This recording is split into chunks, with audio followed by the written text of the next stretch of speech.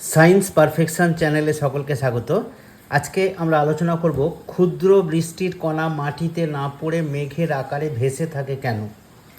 ক্ষুদ্র বাড়িবিন্দুগুলি যখন নিচের দিকে পড়ে তখন এগুলো বায়ুমণ্ডল ভেদ করে পড়ার সময় বায়ুর সান্দ্রতা বল দ্বারা বাধাপ্রাপ্ত হয়। প্রাথমিক অবস্থায় কণাগুলির আকার খুবই ক্ষুদ্র হয়, অর্থাৎ কণাগুলোর ব্যাসার্ধ খুবই কম হয়। ব্যাসার্ধ কম হওয়ার জন্য এদের প্রান্তীয় বেগ এমন কম হয়, অর্থাৎ এরা এত ধীরে ধীরে পড়ে যেন মনে হয় তারা মেঘের আকারে ভেসে আছে। একাধিক ক্ষুদ্র বালিবিন্দু যুক্ত হয়ে যখন বড় ব্যাসার্ধের বৃষ্টির ফোঁটায় পরিণত হয় তখন এদের প্রান্তিক বেগ বাড়তে থাকে। প্রান্তিক বেগ বেড়ে যাওয়ার ফলে এগুলো আর বাতাসে ভেসে থাকতে পারে না, বৃষ্টির ফোঁটার আকারে মাটিতে পড়ে। একেই আমরা বৃষ্টিপাত বলে থাকি। আজকে এই পর্যন্তই। আমার ক্লাসটা শোনার জন্য সকলকে ধন্যবাদ। ক্লাসটা ভালো লাগলে একটা লাইক দেবে, বন্ধুদের সঙ্গে শেয়ার করবে, চ্যানেলটিকে সাবস্ক্রাইব করবে। অবশেষে আরও একবার সকলকে ধন্যবাদ জানিয়ে আজকে ক্লাসটা শেষ করছি। নমস্কার।